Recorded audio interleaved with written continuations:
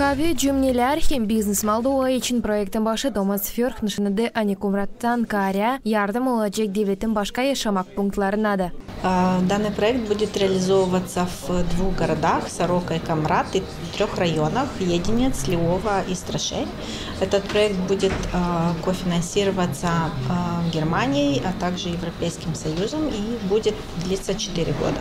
Yakın zamanda taraflar gene toplanacaklar laf etmeklere deni bu uğurda kavileştirme bağlantıları hem belli etme işin sırasını. Nişanıda kasabanın başı Sergey Anastasov. Ota ekledi anitayları iyi proyektler şansora giriştirildiler, getirerek güzel çıkışları. Yerindeki kuvvetler umut ederler ani böyle orada iş gene gidecek. Alman GIZ agentsiyası bizde misafirlere geldiler. Yıl kere. Almanya ile biz hep çalıştık çok. Bu çok yolda düzüldü bizde. Kreşlerimize de yardım oldu. Oradan Gökdelen'de bu ekolojik problemleri çözme hani bizde var Komrat'ta. Bir büyük program var Moldova'da 18 milyon euro. Bu neri girer Soroka, Komrat hem de ta 3 dolay Moldova'da. Bu programlar için çıkardırılacaklar. Bu yakın zamanda bu yılki programlar için var hani bu yıl lazım tamamlasınlar. Hem de bu programa girer değil sadece bu ekolojik problemlerini çözmeye ama iş yerleri sonra bu kim bizde hani kaç gün var Ukrayna'dan burada hani bizde bulunurlar onlara yardım hem de urban yardımlar genel yol infrastruktür hem de tadı çok biz bakır düşünürsünüz bizim bu çocuk başlarımızı temizleme düzme orayı bizde her zaman ilk prioritet gider bizim belediyemizde çocuk başlarına.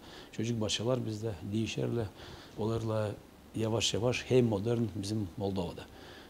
Angı'da çocuk başlasına biz girelim. Her yerde bizde tam baklık, yeni tuvaletler, yeni temizlikler. Şimdi burada ne işimiz konuştuk? Hani bu yeni sistemlerden, ısıtıcı sistemler, onları da kuralım. Bugünkü gün bizim çocuk başlarımızda. Doğal gaz oldu çok pahalı. Lazım yavaş yavaş değişme sistemleri, güneş sistemlerinde, başka sistemlerde hani ısıtma da daha az harç olsun bizim bütçemizden. İleride o çıkarta buluşmakları ne? Da. Hangi proyektler geliştirmeye Da çok projekt biz sınıra verdik ama biz hep o hepsi projektlerin içinden hep ayrılacak hem önemli projektler.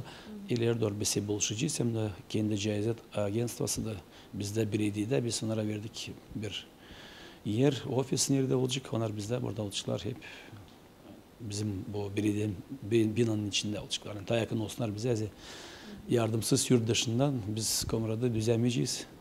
Bu taraftan çalıştı çok bize Türkiye, Avrupa Birliği, başka devletler hani hep yardım oldu bize. Projekt finanslanacak Almanya'nın hükümetinin hem Avrupa Birliği'nin bütünlüğü programının bütçeti 18 milyon euro kurur. Gagauzyan başkası basına o büyük fayda getirecek sosyal hem ekonomika uğrunda.